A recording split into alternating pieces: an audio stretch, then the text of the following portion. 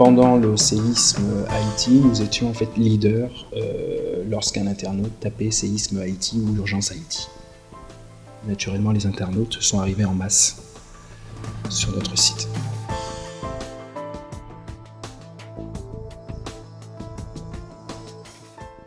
On a reçu dès le lendemain matin du séisme une alerte d'Intrinsèque nous disant qu'on avait au niveau de la capacité de nos serveurs qu'on était quasiment au maximum.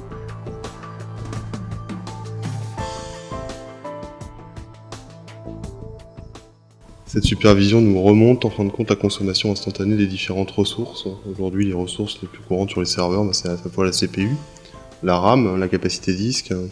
Et là, en fait, on avait effectivement une consommation de ressources qui était anormalement élevée. Donc on a décidé immédiatement en fait, de déployer 2 nouveaux frontaux, bien entendu, en bénéficiant de tous les avantages de VMware et de la réplication en fait, de machines virtuelles à travers les snapshots. Pour l'UNICEF, je dirais qu'il n'y a pas eu beaucoup de difficultés, parce qu'à partir du moment où on a donné le go à Intrinsèque pour mettre en œuvre ces 2 nouveaux frontaux, je dirais que ça s'est fait en un tout petit peu plus d'1 heure.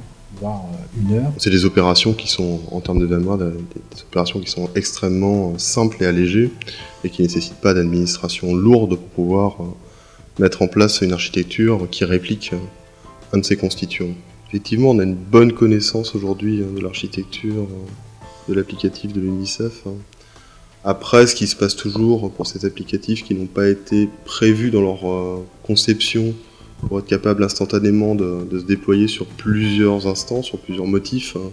Il y a tout le travail de paramétrage qui va être nécessaire pour expliciter comment chacune des instances ne rentre pas en concurrence sur son jeu de paramètres avec l'instance concurrente, avec les autres. Donc là, c'est un travail, je dirais, un petit peu de connaissance de l'application et d'administration de cette application.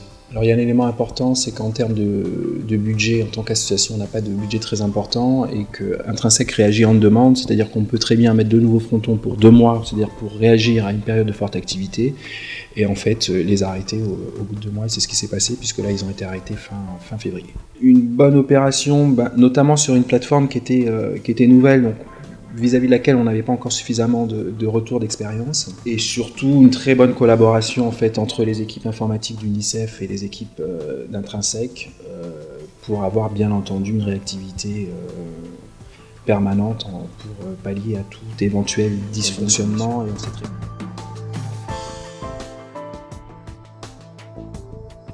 On réalise l'infogérance totale de leur plateforme web. C'est-à-dire qu'au-dessus en fait, des fonctionnalités de plateforme as a service où on a la variabilité des images telles qu'on l'a vu tout à l'heure, des frontaux, du disque, on va réaliser les tâches d'administration et d'exploitation en accompagnant l'UNICEF à la fois dans les opérations de production quotidienne.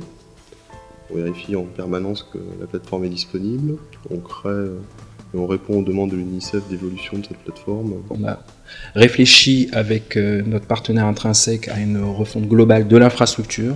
On a fait le choix en fait sur la partie base de données d'avoir 2 machines physiques en cluster et le choix en fait de 2 frontaux pour recevoir toutes les connexions d'internautes répartis en fait sur un boîtier Big IP F5. Sur 2010, en fait, nos efforts vont porter sur tout ce qui va être sécurisation. En fait, c'est le cœur de métier historique d'Intrinsèque. On accompagne l'UNICEF, notamment à travers des biais d'audit externes qu'on réalise pour savoir quelles sont les possibilités d'attaque ou de mise en défaut de la sécurité en place.